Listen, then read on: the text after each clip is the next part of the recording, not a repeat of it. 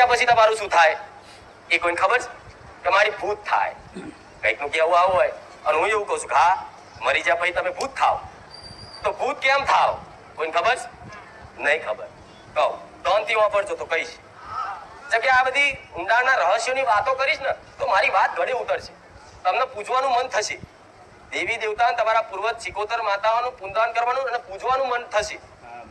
મરી ગયા પછી જેણે આખી જીવન જેવા સંસ્કાર જીવનમાં ઉતાર્યા હોય, જેવા લીધા હોય એ પ્રમાણે એનું ચરિત્ર નિર્માણ થયું હોય, એ ચરિત્રના અનુસાર એનો જેવો સ્વભાવ હોય એ સ્વભાવને લઈ એને કામ, ક્રોધ, મોહ, લોભ આ બધું જાણો છો ને તમે કે બહુ લોભ રાખ્યો હોય, બહુ બીજાની પ્રત્યે ઈર્ષા રાખી હોય તો મરતી ઘડીએ જેનો જે જગ્યાએ જીવ રહી જાય એ જગ્યાનો લગાવ હોય એ જગ્યાનો જીવ ભટક્યા કરે. આવું વાપરીશ કોઈ દાડો નહીં.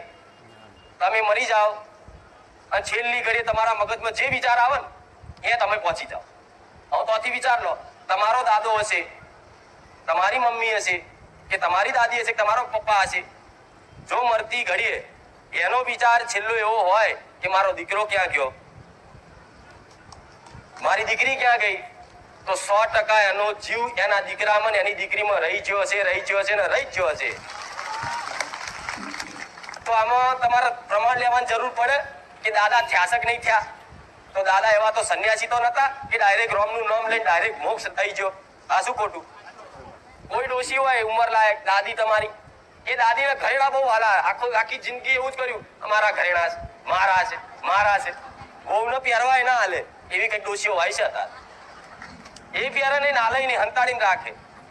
એટલે આખી જિંદગી જો એના ઘરેણા ઘરેણા ઘરેણા મારા દાગીના દાગીના કરી હોય ને અને છેલ્લી ઘડી એનો જીવ તો રહી જાય દાગીના. એટલે એ દાગીનામ જો એનો જીવ રહી જાય તો એ તિજોરી જે જગ્યાએ તમે દાગીના મેળો ને એ જ જગ્યાએ મોટા ફેરા કરે. આ શું ખોટું પણ? અને અનુભવ થાય છે જ કઈક ને. અને એ દાગીના જો કદાચ એ બહુ પહેરે ને એના મરી ગયા પછી તો એ ડોશી એને બીમાર પાડે. આ શું ખોટું પણ? કોઈનો પપ્પા હોય, દાદા હોય તો દાદા એમ કે આ ઘર મેં બહુ મહેનત થી બનાવ્યું છે, આ મારું ઘર છે, મારું ઘર છે. ઉપડી નીકળી જાય મારા ઘરથી બહાર નીકળી જાય તાર જો રખડવું હોય તો રખડ, મારું ઘર છે, મારું ઘર છે. એમ આખી જિંદગી તમારે જોડે મારું મારું મારું કરતો હોય અને છેલ્લી ઘડીએ કદાચ મળતી ઘડીએ તે એને ચિંતા એ જ થતી હોય હારું આમ મરી ગયા પછી આવડું મોટું ઘર શું થશે. એટલે એને જીવ રહી જાય. તો પછી ભગવાનની ધામમાં આત્મા જાય, સ્વર્ગમાં જાય જાય એમ કહો. એ જ ભટક્યા કરે પછી એ જ ઘર તમે વેચી મારો તો તમે હેરાન થાવ, દુઃખી થાવ. એ જમીન કરતો એને જમીન વેચી મારો તો તમે દુઃખી થાવ. પણ હું માતા એવું કહું છું કે આ દેવ થવા પાછળના કારણ આવા હોય છે. પૂર્વજ સિકોતર જો કોઈ એવું કે અમાર તો પૂર્વજ ભાઈ સ્વર્ગમાં જતા રહ્યા, અમે તો હરાઈ દીધા ને એટલે મોક્ષ મળી ગયો. તો મોક્ષ એમને મળે છે? મોક્ષ ખાલી આમ થોડું 5000 હાલી વિદ્યાઓ કરાવી મંત્રો થોડા બોલાવડાવી શું તમારા દાદાને મોક્ષ મળી જાય? મળે ના મળે. એના માટે તો સાધુ સંતો આખો સંસાર ત્યાગ કરી દે છે ને તપસ્યા કરે છે. તોય કદાચ એમની એક ઈચ્છા ખાલી બાકી રહી જાય ધરતી પર તોય એમને ફરી અવતાર જન્મ લેવો પડે છે. એમને મોક્ષ નહીં મળતો. હું મેલડી આવું બોલું. એટલે કોઈ આવું કહેતું હોય કે તમારા દાદાને મોક્ષ અપાઈ દઈએ આ વિધિ કરી દો, હું એવું કહું છું કે આ ગલતી ના કરતા. કોઈ તમારે દાદીની કોઈ એવું કહેતું હોય વારે ઘડીએ દાદી સપનામાં આવે છે લાવો એને મોક્ષ અપાઈ દઈએ, એની તર્પણ વિધિ કરી દઈએ, હરાઈ દઈએ. તો હું એવું કહું છું ભૂલ ના કરતા. 100% દુઃખી થશો અને દુઃખી થશો ને તો દાદી દાદા પૂર્વજ થયેલા નડતા હશે એ હાથમાં નહીં આવો. ભુવાઓ જોડ જશો ને તો મોટી મોટી જબરી માતાઓ ફરિયાદ છે પણ આપણા સિકોતરા કોઈના હાથમાં નહીં આવતા. હું મેલડી આવું કહું પણ હું તો પહેલું પકડું તો તમારા પૂર્વજ સિકોતર ને 12 સિકોતર માતાઓ કે જે તમારા ઘરમાં નડતર રૂપ થાય છે. તો કે કેમ નડે? એ તો દાદા હતા શું અમને મારે? તો દાદા જીવતા હતા તો ઊંધી હતા. સંબંધ તમારો જીવતા હતા તો ઊંધી દાદાનો અને પુત્રનો સંબંધ હતો. મરી ગયા પછી તો કહે છે દેવ થઈ ગયા. અને દેવનો કોઈ મનુષ્ય જોડે એવો સંબંધ હોય એટલે એ દુઃખી થશે ને જેટલો એને ભટકવાનું જેટલું થશે ને એટલા તમને દુઃખી કરશે ને હેરાન કરશે. અને હેરાન કરવાનો મેં લક્ષણો બતાવ્યા. જો તમારો ઘરમાં તમારો દીકરો તમારું કયું ના માનતો હોય ને તો પહેલું ચેક તો એ કરજો કે અમારા પિતૃદોષ તો નહીં. તમારા ઘરમાં ઘડી ઘડીએ બીમારીઓ બહુ અતિશય ચાલુ રહેતી જ હોય ને 6 મહિને 2 વખત 3 વખત દવાખાના બાટલા ચડાવવા પડે, ઇન્જેક્શનો લેવા પડે, મોટી હોસ્પિટલોના રિપોર્ટ કઢાવવા પડે. કોકનન 12 મહિના 7 વખત દવાખાના મોટા આવતા હોય ને તો પહેલા ચેક કરજો કે અમારા ઘરમાં કોઈ સિકોતર તો નહીં. કોઈ બાળ શિકોતર તો નહીં. તો કહે છે કે માતાજી હોય તો શું કરવાનું? તો શિકોતર એટલે ખબર પડે જ બધાને. મારા સાનિધ્યમાં અભ્યાસ કરેલો એને ખબર હશે કે શિકોતર કોને કહેવાય. નવા આયેલા તો કહે છે કે માતાજી શું બોલે છે હિન્દીમાં કે ઇંગ્લિશમાં, ખબર જ નહીં પડતી. આ તો તેના માટે ભણવું પડે. પણ ભલે તમે થોડા મોડા આયા હોય, પણ ફરી એની એ વાત જમ કરું કે નવા ઘણા આવે એવા હશે કે નવા આવે, પણ એમને એવું કહું છું કે આ સમજો માતાઓને ઓળખો પહેલા. નોમ એમને નહીં પાડે કે આ શિકોતર, આ પૂર્વજ, આ બાળ શિકોતર, આ મેલડી, આ સતી, આ વહાણવટી, આ ચામુંડા, આ મહાકાળી, આ ખોડિયાર, ચમ નોમ અલગ અલગ પાડ્યા કે અલગ અલગ શક્તિઓનો ઓળખ થાય એટલા માટે. નકર બધી શક્તિઓ તો એક જ છે. હું મેલડી આવું કહું. એટલે શિકોતર એટલે શું કહેવાય? કોઈ ભાઈ પરણેલી કોઈ ભાઈ તમારા ઘરમાં મૃત્યુ પામી હોય એને શિકોતર કહેવાય. જેમ કે તમારી કોઈ દાદાની પહેલી પત્ની, જો ખાસ મોટું તકલીફ આજના જમાનામાં આવી હોય છે, બીમારીઓનું મુખ્ય કારણ, મોટું કારણ કે તમારા દાદાની બે પત્ની હતી. પહેલી પત્ની કોઈ કમોતે મરી જઈ, કોઈ બીમારી મરી જઈ, પણ એની ઉંમર 40-45 વર્ષ હતી કે 50 વર્ષ હતી. અને જો કદાચ ભગવાનના ઘેર જતી રહી હશે અને તમારા દાદા બીજી ભાઈ લાયા, બીજી દાદી લાયા, પણ જો પહેલી ભાઈ જે મરી જઈ હતી એને જો નહીં બેહાડી હોય ને અને એને 12 મહિને યાદ નહીં કરતા હોય ને તો સમજી લો તમારા આખો વર્ષ ઇન્જેક્શનના ગોદાસ ખાવા પડે. હું મેલડી આવું કહું. આખો વર્ષ તમારા બાટલા ચડાવવા પડતા હશે. કંઈકની દીકરીઓને તો લોહી નહીં બનતું. આવા આવા હુકેલા રે. અને ધૂણ કંઈક તો ધૂણ જ કંઈક દીકરીઓ નહીં ધૂણતી. ચોક મોડવે જાય, ચોક મઢમાં જાય, ચોક મંદિરે જાય એટલે જોરથી પોક મેલીને રોવે. જાણે કહે છે કે આ દીકરી ચમ રોવે, જોરથી રોવે. જાણે એને કોઈ ના હોય ને એનું એવું રોવે. જોવો છો ને કંઈક દીકરીઓ રોવા વાળી. અને હજુ કંઈક બેઠી છે. આવું મેલડી કહું. એટલે આ રોતી હોય તો ચેક કરજો પેલા કે આવી શિકોતર અમારી બાપ દાદાની તો નહીં, અમારા દાદાની કોઈ ભાઈ તો નહીં, અમારી કાકી કોઈ હરકીન મરી જાય એ તો નહીં, અમારી કોઈ પેઢીની કોઈ દાદી તો નહીં. આવું ચેક કર્યા વગર વારણ કરતા જો એક વખત વરાઈ નાખ્યું તો સમજી લો મારા જેવી 500 માતાઓ આવશે ને તોય તમારું કોઈ જગતમાં ભલું નહીં કરી શકે. હું લખી ના લઉં મેલડી. ભલું કરે તો તમારા ઘરના દેવ જ કરશે. હું તો એક તમારા માટે પારકું દેવ છું. તમારા માટે તો પારકી જ કહેવાઉં ને. મારો હક છે તમારી વસ્તી જોડે. 12 મહિને હું વ્યવહાર લઉં, મારીને લઉં કે માગીને લઉં તો મારો હક જો છે મારી પેઢીની વસ્તી જોડે. પણ તમારો હક તમારી માતાઓ જોડે, તમારી શિકોતર માતા જોડે જ છે. એટલે સમજી લો એક વખત જો ઘરની માં આવી શિકોતર કરીને વરાય નાખી ને તો પેઢી બરબાદ થઈ જશે, દુઃખી થઈ જશો. હાથમાં નહીં આવે જગતમાં. હું મેલડી આવું બોલું. એટલે હું માતા એટલું કહીશ કે આવું તમારા ઘરમાં તમે જાણતા હોય તો કોઈને કહેવાની રાહ જોતા નહીં. મારી કહેવાની રાહ ના જોતા. તમને સમજ છે, તમને સમજ આપું છું અને ખબર પાડું છું તો તમારે જાતે એનો વ્યવહાર કરી એને પાટલી પર કે ગમે તે મંદિર રોનું લાવી એના નોમથી ખાલી દીવો કરજો.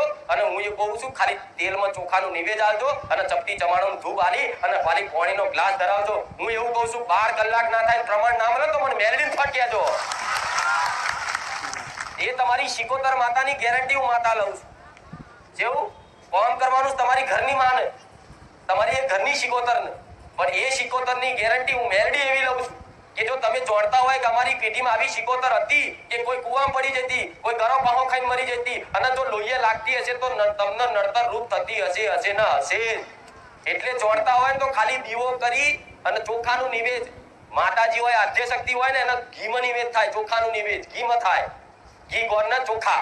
પણ કોઈ શિકોતર હોય ને તમારી ઘરની એને ચોખાનું નિવેદ પણ તેલમાં હાલવાનું.